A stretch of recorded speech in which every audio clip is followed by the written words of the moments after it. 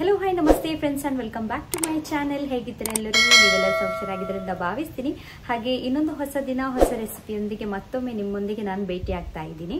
ಹೌದು ಫ್ರೆಂಡ್ಸ್, ನಾನು ಲೆಂಟ್ ಸೀಸನಲ್ಲಿ ಕಂಟಿನ್ಯೂಸ್ ಆಗಿ ಪ್ರತಿನಿತ್ಯ ಹೊಸ ಹೊಸ ವೆಜ್ ರೆಸಿಪೀಸನ್ನು ನಾನು ನಿಮ್ಮ ಜೊತೆಗೆ ತಂದು ಬರ್ತಾ ಇದ್ದೀನಿ. ಹೊಸ ಹೊಸ ಯುನೀಕ್ ಆಗಿರುವಂಥ ರೆಸಿಪೀಸ್, ಹಾಗೆ ತುಂಬ ಟ್ರೆಡಿಷನಲ್ ವೇಯಲ್ಲಿ ಮಾಡುವಂಥ ರೆಸಿಪೀಸ್ನ ಒಂದು ಸೀರೀಸನ್ನೇ ಸ್ಟಾರ್ಟ್ ಮಾಡಿದ್ದೀನಿ. ಹಾಗಾಗಿ ತುಂಬ ಸಪೋರ್ಟ್ ಮಾಡ್ತಾ ಇದ್ದೀರಾ. ಇನ್ನಷ್ಟು ಸಪೋರ್ಟ್ ಮಾಡಿ, ಲೈಕ್ ಮಾಡಿ, ಹಾಗೆಯೇ ನಮಗೆ ಇದೇ ರೀತಿ ಮೋಟಿವೇಟ್ ಮಾಡಿ ಅಂತ ಕೇಳ್ಕೊಳ್ತೀನಿ. ಹಾಗೆ ಇವತ್ತಿನ ರೆಸಿಪಿ ಬಂದ್ಬಿಟ್ಟು ಬಾಳೆ ಹೂ ಏನಿರುತ್ತೆ ನೋಡಿ, ಅದರ ಒಂದು ದಳಗಳ ಈ ಥರ ದಳ ಇರುತ್ತೆ ನೋಡಿ, ಅದರ ಪೆಟಲ್ಸ್ ಅಂತ ಹೇಳ್ತೀವಿ. ಇದರ ಒಂದು ಚಟ್ನಿಯ ರೆಸಿಪಿಯನ್ನು ನಿಮ್ಮ ಜೊತೆಗೆ ಇವತ್ತು ಶೇರ್ ಮಾಡಲಿಕ್ಕಿದ್ದೀನಿ. ಇದು ಎಷ್ಟೊಂದು ಹೆಲ್ದಿ ಅಂತೇಳಿ ಎಲ್ರಿಗೂ ಗೊತ್ತಿದೆ. ಹಾಗಾಗಿ ನಾನು ಇವತ್ತಿನ ದಿನದಲ್ಲಿ ಇದರ ಕೇವಲ ಇದು ದಳ ಇರುತ್ತೆ ನೋಡಿ, ಪೆಟಲ್ಸ್, ಇದರ ಒಂದು ಚಟ್ನಿಯನ್ನು ರುಚಿಕರವಾಗಿ ಯಾವ ರೀತಿ ಮಾಡೋದು ಅಂತೇಳಿ ನಿಮ್ಮ ಜೊತೆಗೆ ನಾನು ಶೇರ್ ಮಾಡಲಿಕ್ಕಿದ್ದೀನಿ. ಪ್ರತಿಯೊಂದು ಹೆಲ್ದಿ ರೆಸಿಪಿ ಅಂತ ಹೇಳುವಂಥ ಸಮಯದಲ್ಲಿ ನಾವು ಏನು ಅಂದ್ಕೊಳ್ತೀವಿ, ತುಂಬ ಈಸಿ ಮಾಡಲಿಕ್ಕೆ, ಯಾವ ರೀತಿ ಮಾಡಿದರೂ ಕೂಡ ಅದು ತುಂಬಾ ಟೇಸ್ಟಿಯಾಗಿ ಆಗುತ್ತೆ ಅಂತೇಳಿ. ಇಲ್ಲ, ಪ್ರತಿಯೊಂದು ಹೆಲ್ದಿಯಾಗಿರುವಂಥ ವಸ್ತುಗಳನ್ನು, ವೆಜಿಟೇಬಲೇ ಆಗಿರ್ಬೋದು, ಅದಕ್ಕೆ ಅದರದ್ದೇ ಆಗಿರುವಂಥ ಒಂದು ಯುನೀಕ್ ವೇ ಇರುತ್ತೆ, ಅದರದ್ದೇ ಆದಂಥ ಒಂದು ರೀತಿ ಇರುತ್ತೆ ಮಾಡಲಿಕ್ಕೆ. ಹಾಗಾಗಿ ಮಾತ್ರ ನಮಗೆ ಆ ರೆಸಿಪಿ ಏನಿದೆ ತುಂಬಾ ರುಚಿಕರವಾಗಿ ಬರುವಂಥದ್ದು. ಹಾಗಾಗಿ ನಾನು ಸಹ ಹೆಲ್ದಿ ವೇಯಲ್ಲಿ ಹಾಗೆಯೇ ಹೆಲ್ದಿ ರೆಸಿಪೀಸನ್ನು ನಿಮ್ಮೊಂದಿಗೆ ತರುವಂಥ ಪ್ರಯತ್ನವನ್ನು ಮಾಡ್ತಾ ಇದ್ದೀನಿ ಈ ಒಂದು ವೆಜ್ ಸೀರೀಸಲ್ಲಿ. ಹಾಗಾಗಿ ಇವತ್ತಿನ ಈ ಒಂದು ರೆಸಿಪಿಯನ್ನು ಯಾವ ರೀತಿ ಮಾಡೋದು ಅಂತ ಹೇಳಿ ನೋಡೋಣ ಬನ್ನಿ. ಈ ಬಾಳೆ ಹೂವಿನ ಈ ಒಂದು ದಳಗಳಿಗೆ ಬ್ರ್ಯಾಕ್ಟ್ಸ್ ಅಂತ ಹೇಳ್ತಾರೆ. ಸೊ ಇದನ್ನು ನಾನಿವತ್ತು ಚಟ್ನಿ ಮಾಡಿ ನಿಮಗೆ ತೋರಿಸ್ಲಿಕ್ಕಿದ್ದೀನಿ. ಇದು ಹೂಗಳು ನೋಡ್ಬೋದು. ಈ ಹೂಗಳ ರೆಸಿಪಿಯನ್ನು ಸಪ್ರೇಟಾಗಿ ನಾನು ನಿಮಗೆ ಮಾಡಿ ತೋರಿಸ್ತೀನಿ. ಇದನ್ನು ತುಂಬ ವೆರೈಟಿಯಲ್ಲಿ ಅಡುಗೆಗಳನ್ನು ಮಾಡ್ತಾರೆ. ಯಾಕಂತ ಹೇಳಿದರೆ ಎಲ್ಲ ಕೂಡ ತುಂಬ ಹೆಲ್ದಿನೇ. ಈ ಬಾಳೆ ಹೂವಿನ ಪ್ರತಿಯೊಂದು ಪಾರ್ಟ್ ಕೂಡ ಆ ತರಕಾರಿಗೆ, ಅದಲ್ಲಿದ್ರೆ ಅಡುಗೆಗೆ ಬಳಸ್ತಾರೆ. ಇಲ್ಲಿ ನಾನು ದಳಗಳನ್ನು ಮಾತ್ರ ಇವತ್ತಿನ ಈ ಚಟ್ನಿ ರೆಸಿಪಿಗೆ ಯೂಸ್ ಮಾಡ್ತಾ ಇದ್ದೀನಿ. ಇದನ್ನು ನಾನು ರಫ್ಲಿ ಈಗ ಕಟ್ ಮಾಡ್ಕೊಳ್ತಾ ಇದ್ದೀನಿ, ನೋಡ್ಬೋದು. ನಾವಿದನ್ನು ಕಟ್ ಮಾಡಿಬಿಟ್ಟು ಸ್ವಲ್ಪ ನೀರಲ್ಲಿ ನೆನೆಲಿಕ್ಕೆ ಹಾಕಿ ಇಡಲಿಕ್ಕಿದೆ ಸ್ವಲ್ಪ ಹೊತ್ತು. ಇದರ ಕಣ್ಣೀರು ಅಂತ ಹೇಳ್ತೀವಿ ನಾವು, ಅದರ ಒಂದು ಕಣ್ಣೀರು ಅಂಶ ನಮಗೆ ಹೋಗಬೇಕು. ಈ ಬಾಳೆ ಹೂವಿನ ಕೆಲವೊಂದು ಹೆಲ್ತ್ ಬೆನಿಫಿಟ್ಸ್ ಹೇಳೋದಾದ್ರೆ, ಇದರಲ್ಲಿ ಐರನ್ ಕಂಟೆಂಟ್ ತುಂಬಾ ಹೇರಳವಾಗಿದೆ, ಹಾಗೆಯೇ ಫೈಬರ್ ಕೂಡ ಅಧಿಕವಾಗಿದೆ. ಹೀಗಾಗಿ ಜೀರ್ಣಕ್ರಿಯೆ ಏನಿದೆ ನೋಡಿ, ಅದು ತುಂಬಾನೇ ನಮಗೆ ಒಳ್ಳೇದಾಗಿ ಆಗೋದ್ರಿಂದ ವೆಯ್ಟ್ ಲೂಸ್ ಮಾಡ್ಲಿಕ್ಕೆ ಯಾರೆಲ್ಲ ಆಶಿಸ್ತೀರಿ ನೋಡಿ, ಅಂಥವರಿಗೆ ಇದು ಹೇಳಿದಂತ ಒಂದು ರೆಸಿಪಿ ಅಂತಲೇ ಹೇಳ್ಬೋದು. ಖಂಡಿತವಾಗ್ಲೂ ಇದನ್ನ ನೀವು ನಿಮ್ಮ ಡಯಟ್ ಅಲ್ಲಿ ಇನ್ಕ್ಲೂಡ್ ಮಾಡಿ, ನಿಮಗೆ ಒಳ್ಳೆ ರಿಸಲ್ಟ್ ಇದರಲ್ಲಿ ಖಂಡಿತವಾಗ್ಲೂ ಸಿಗುತ್ತೆ.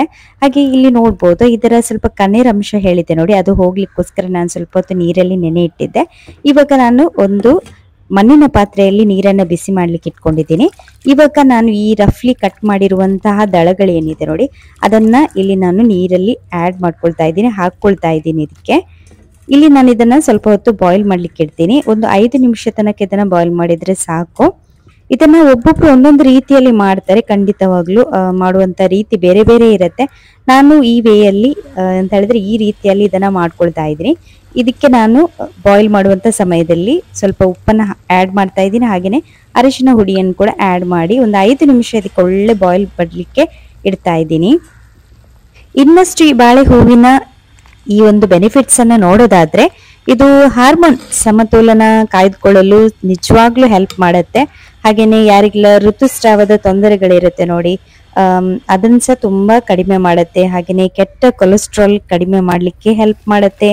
ಹಾಗೇನೆ ರಕ್ತಹೀನತೆಯನ್ನು ಸಹ, ಇದರಲ್ಲಿ ಐರನ್ ಕಂಟೆಂಟ್ ಜಾಸ್ತಿ ಇರೋದ್ರಿಂದ ರಕ್ತಹೀನತೆಯ ಸಮಸ್ಯೆ ತುಂಬಾ ಮಂದಿಗಿರುತ್ತೆ, ವೀಕ್ನೆಸ್ ಆಗುವಂಥದ್ದು ಅಂಥದ್ದೆಲ್ಲ ಇದು ನಿವಾರಣೆ ಮಾಡುತ್ತೆ. ಇವಾಗ ನಾನು ಇಲ್ಲೊಂದು ಮಣ್ಣಿನ ಕಾವಲಿಯನ್ನು ಬಿಸಿ ಮಾಡ್ಲಿಕ್ಕೆ ಇಟ್ಟಿದ್ದೀನಿ. ಇದಕ್ಕೆ ನಾನು 3 ಟೀ ಸ್ಪೂನ್ ಅಷ್ಟು ತೆಂಗಿನ ಎಣ್ಣೆಯನ್ನು ಹಾಕೊಂಡಿದ್ದೀನಿ. ಎಣ್ಣೆ ಬಿಸಿಯಾದ ತಕ್ಷಣ ನಾನು 2 ಟೇಬಲ್ ಸ್ಪೂನ್ ಅಷ್ಟು ಈ ಕಡಲೆಬೇಳೆನ ಹಾಕೊಂಡು ಹುರಿದುಕೊಳ್ತಾ ಇದ್ದೀನಿ, ನೋಡ್ಬೋದು. ಹಾಗೇನೆ ಇಲ್ಲಿ ನಾನು 2 ಟೇಬಲ್ ಸ್ಪೂನ್ ಅಷ್ಟು ಉದ್ದಿನ ಬೇಳೆಯನ್ನು ಕೂಡ ಇದಕ್ಕೇನೆ ಹಾಕೊಳ್ತಾ ಇದ್ದೀನಿ. ಇದನ್ನ ಎರಡನ್ನು ಕೂಡ ಒಂದು ಲೈಟ್ ಬ್ರೌನ್ ಕಲರ್ಗೆ ಇದು ಬರುವ ತನಕ ಈ ರೀತಿ ಫ್ರೈ ಮಾಡ್ಕೊಳ್ಬೇಕು. ಸೊ ಇದರಲ್ಲಿ ನಮ್ಗೆ ಒಳ್ಳೆ ಪರಿಮಳ ಸಹ ಬರ್ಲಿಕ್ಕೆ ಸ್ಟಾರ್ಟ್ ಆಗುತ್ತೆ ಇದು ಫ್ರೈ ಆಗುವಂತ ಸಮಯದಲ್ಲಿ. ಇವಾಗ ಇದಕ್ಕೆ ನಾನು 5ರಷ್ಟು ಉದ್ದ ಬ್ಯಾಡಿಗೆ ಮೆಣಸನ್ನ ಆಡ್ ಮಾಡ್ತಾ ಇದ್ದೀನಿ. ಇದು ನಿಮ್ಗೆ ಯಾವ ರೀತಿ ಖಾರ ಬೇಕು ನೋಡಿ, ಅದಕ್ಕೆ ಅನುಗುಣವಾಗಿ ನೀವು ಈ ಮೆಣಸನ್ನ ಆಡ್ ಮಾಡಬಹುದು. ಸೊ ಇದನ್ನು ಕೂಡ ನಾನು ಫ್ರೈ ಮಾಡ್ತಾ ಇದ್ದೀನಿ ಇಲ್ಲಿ.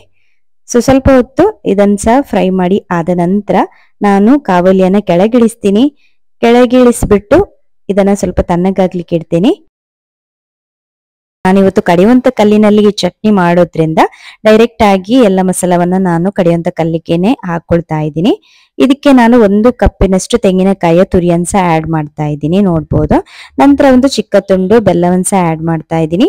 ಹಾಗೇನೆ ಒಂದು ಸಣ್ಣ ತುಂಡು ಹುಳಿಯನ್ಸ ಇಲ್ಲಿ ಸೇರಿಸ್ಕೊಳ್ತಾ ಇದ್ದೀನಿ.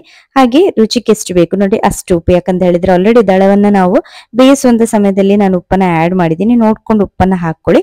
ನಂತರ ಎಲ್ಲ ದಳಗಳನ್ನ ನಾನಿಲ್ಲಿ ಸೇರಿಸ್ಕೊಳ್ತಾ ಇದ್ದೀನಿ, ಬಾಳೆ ಹೂವಿನ ದಳಗಳನ್ನ. ಹಾಗೇನೆ ಇಲ್ಲಿ ಒಂದ್ ಸ್ವಲ್ಪನೇ ನೀರನ್ನ ಹಾಕೊಂಡಿದ್ದೀನಿ ಅಷ್ಟೇ. ತುಂಬಾ ನಮ್ಗೆ ತೆಳುವಾಗಿರುವಂತ ಚಟ್ನಿ ನಂಗೆ ಬೇಡ, ಹಾಗಾಗಿ ನಾನು ಸ್ವಲ್ಪ ನೀರ್ ಹಾಕ್ಬಿಟ್ಟು ಈ ತರ ಚೆನ್ನಾಗಿ ಇವಾಗ ರುಬ್ಕೊಳ್ತಾ ಇದ್ದೀನಿ. ನಾನು ಆಲ್ರೆಡಿ ಹೇಳಿರೋ ಪ್ರಕಾರ ಒಬ್ಬೊಬ್ರು ಒಂದೊಂದು ರೀತಿಯಲ್ಲಿ ಇದನ್ನ ಮಾಡ್ಕೊಳ್ತಾರೆ. ಹಾಗಾಗಿ ನೀವು ಯಾವ ರೀತಿಯಲ್ಲಿ ಮಾಡ್ಕೊಳ್ತೀರಾ ಇದನ್ನ, ಅಥವಾ ಯಾವ ರೀತಿ ಇದ್ರ ಅಡಿಗೆಯನ್ನ ಮಾಡ್ತೀರಾ ಅಂತ ಹೇಳಿದ್ರೆ, ಚಟ್ನಿಯನ್ನ ಬಿಟ್ಟು ನೀವು ಬೇರೆ ಯಾವ ರೀತಿ ಇದರ ಅಡಿಗೆ ಮಾಡ್ತೀರಾ ಖಂಡಿತವಾಗ್ಲೂ ನಮ್ಗೆ ಕಮೆಂಟ್ ಅಲ್ಲಿ ತಿಳಿಸಿ. ಹಾಗೇನೆ ನಿಮ್ಮ ಹೊಸ ಏನಾದ್ರೂ ಸಜೆಷನ್ಸ್ ಇದ್ರು ಸಹ ನಮ್ಗೆ ಕೊಡಿ, ನಮ್ಗೆ ಸಹ ಹೆಲ್ಪ್ ಆಗುತ್ತೆ. ಹಾಗಾಗಿ ಇಲ್ಲಿ ನೋಡ್ಬೋದು, ಇಲ್ಲಿ ಸ್ವಲ್ಪ ಹಸ್ಬೆಂಡ್ ಸಹ ಇವತ್ತೇ ಹೆಲ್ಪ್ ಮಾಡಿದ್ರು ನನಗೆ ಚಟ್ನಿಯನ್ನ ರುಬ್ಲಿಕ್ಕೆ. ನೋಡ್ಬೋದು ಇಲ್ಲಿ ತರಿಯಾಗಿರುವಂತ ಚಟ್ನಿ ರೆಡಿ ಆಗಿದೆ. ತೀರಾ ನಮ್ಗೆ ತೆಳು ಚಟ್ನಿ ಸಹ ಬೇಡ, ಫೈನ್ ಆಗಿ ಸಹ ಬೇಡ, ಇಷ್ಟು ತರಿ ಆದ್ರೆ ಸಾಕು. ಇದಕ್ಕೆ ನಾನು ಒಗ್ಗರಣೆಯನ್ನು ಕೊಡ್ತಾ ಇದ್ದೀನಿ. ಒಗ್ಗರಣೆ ಕೊಡೋದ್ರಿಂದ ಇನ್ನೂ ಸಹ ಟೇಸ್ಟಿ ಆಗಿ ಆಗುತ್ತೆ ಚಟ್ನಿ, ಅದಕ್ಕೋಸ್ಕರ ನಾನು ಒಗ್ಗರಣೆಯನ್ನು ಕೊಡ್ತಾ ಇದ್ದೀನಿ. ನೀವು ಬೇಕಾದ್ರೆ ಎಣ್ಣೆ ಎಲ್ಲ ನಿಮ್ಗೆ ಜಾಸ್ತಿ ಬೇಡದಿದ್ರೆ ಯೂಸ್ ಮಾಡ್ಲಿಕ್ಕೆ ಇದನ್ನ ಸ್ಕಿಪ್ ಮಾಡ್ಕೊಳ್ಬಹುದು. ಸಿಂಪಲ್ ಆಗಿರುವಂತ ಒಗ್ಗರಣೆ, ಸ್ವಲ್ಪ ಸಾಸಿವೆ ಹಾಗೇನೆ ಉದ್ದಿನ ಬೇಳೆ ಹಾಗೆ ಕರಿಬೇವಿನ ಸೊಪ್ಪು ಹಿಂಗನ್ನ ಹಾಕಿ ನಾನು ಒಗ್ಗರಣೆಯನ್ನು ಕೊಡ್ತಾ ಇದ್ದೀನಿ. ಸೊ ಇಷ್ಟು ಒಗ್ಗರಣೆಯನ್ನು ಕೊಟ್ಟು ಇವತ್ತಿನ ನಮ್ಮ ಒಂದು ಬಾಳೆ ಹೂವಿನ ದಳಗಳ ಚಟ್ನಿ ಏನಿದೆ ನೋಡಿ ಅದು ರೆಡಿ ಆಗಿದೆ. ಸ್ವಲ್ಪ ಗಂಜಿ ಜೊತೆಗೆ ಇದನ್ನ ನಾವು ಊಟ ಮಾಡ್ಕೊಳ್ತಾ ಇದೀವಿ. ನನ್ಗಂತೂ ಈ ಚಟ್ನಿ ನಿಜವಾಗ್ಲೂ ತುಂಬಾನೇ ಟೇಸ್ಟಿ ಅಂತ ಅನ್ಸುತ್ತೋ. ಹಾಗೇನೆ ನಾವು ಬಾಳೆ ಹೂವಿನ ಬೇರೆ ಬೇರೆ ತರದ ರೆಸಿಪಿಗಳನ್ನ ಮಾಡ್ಕೊಳ್ತೀವಿ ಖಂಡಿತವಾಗ್ಲು, ಆದ್ರೆ ಈ ರೀತಿ ಚಟ್ನಿ ಅನ್ಸೋ ಒಮ್ಮೆ ನೀವು ಟ್ರೈ ಮಾಡಿ ನೋಡಿ. ಇದರಲ್ಲಿ ತುಂಬಾ ನಾರಿನಾಂಶ ಇರೋದ್ರಿಂದ ಅದರಲ್ಲಿ ನಮ್ಗೆ ನಾರ್ ಸಿಗುವಂತ ಚಾನ್ಸಸ್ ಇದೆ ನಾವು ಊಟ ಮಾಡುವಂತ ಸಮಯದಲ್ಲಿ. ಹಾಗಾಗಿ ಇದುವೇ ನಿಜವಾಗ್ಲೂ ನಮ್ಗೆ ಹೆಲ್ತ್ಗೆ ತುಂಬಾ ಹೆಲ್ಪ್ ಮಾಡುವಂಥದ್ದು. ನಮ್ಮ ಜೀರ್ಣಕ್ರಿಯೆಗೆ ಆಗಿರ್ಬೋದು, ಪ್ರತಿಯೊಂದಕ್ಕೂ ಕೂಡ ಈ ಒಂದು ನಾರಿನಾಂಶ ತುಂಬಾ ಹೆಲ್ಪ್ ಆಗುತ್ತೆ. ಹಾಗಾಗಿ ಇವತ್ತಿನ ಈ ಚಟ್ನಿ ನಿಜವಾಗ್ಲೂ ತುಂಬಾನೇ ಚೆನ್ನಾಗಿ ಬಂದಿತ್ತು. ಇದರ ಚಟ್ನಿ ಅದ್ಭುತ, ಒಳ್ಳೆದುಂಟು, ಸೂಪರ್ ಆಯ್ತಾ. ನಿನ್ನೆ ಮಾಡಿದ್ದು ಎಂತ ಸ್ವಲ್ಪ ನಾರೆಲ್ಲ ಸಿಕ್ಕಿ ಉದ್ದಿನ ಬೇಳೆ ಎಲ್ಲ ಸಿಗುವಾಗ ನೀವು ಬೇಕಾದ್ರೆ ಅದನ್ನು ತೆಗಿಬಹುದು, ಚಟ್ನಿಗೆ ತೆಗಿಬೇಕಂತ ಅವಶ್ಯಕತೆ ಇಲ್ಲ. ಚಟ್ನಿಗೆ ಸಿಗ್ಬೇಕು, ಹೊಟ್ಟೆ ಒಳಗೆ ಹೋಗ್ಬೇಕು. ಜಸ್ಟ್ ಒಂದು ಊಟ ಆಗಿದೆ ಆಯ್ತಾ, ನಮ್ಮ ಮನೆಯಾಗ ನೋಡ್ತಾನೆ ಅವನಿಗೆ ಸ್ವಲ್ಪ ಕೊಡಿ ಬೇಕನ ಚಟ್ನಿ. ಅವನದು ಊಟ ಆಗಿದೆ ಆಲ್ರೆಡಿ. ಡೆಫಿನೆಟ್ಲಿ ಟ್ರೈ ಮಾಡಿ ಈ ಸೂಪರ್ ಆಗಿರುವಂತ ರೆಸಿಪಿನ, ಈಸಿ ಕೂಡ ಮಾಡ್ಲಿಕ್ಕೆ ಹಾಗೇನೆ ಹೆಲ್ದಿ ಕೂಡ. ಖಂಡಿತವಾಗ್ಲೂ ಟ್ರೈ ಮಾಡಿ ನಮ್ಗೆ ಹೇಳಿ ಹೇಗೆ ಆಗಿತ್ತು ಅಂತ ಹೇಳಿ. ನೀವು ಯಾವ ತರ ಇದರ ಚಟ್ನಿಯನ್ನ ಮಾಡ್ತೀರಾ ಅಥವಾ ಯಾವ ರೀತಿ ಇದರ ರೆಸಿಪಿಯನ್ನ ಮಾಡ್ತೀರಾ ಗೊತ್ತಿದ್ರೆ ನಮ್ಗೆ ಖಂಡಿತವಾಗ್ಲೂ ಕಮೆಂಟ್ ಅಲ್ಲಿ ತಿಳಿಸಿ, ಸಜೆಷನ್ಸ್ ಅನ್ನ ಕೊಡಿ.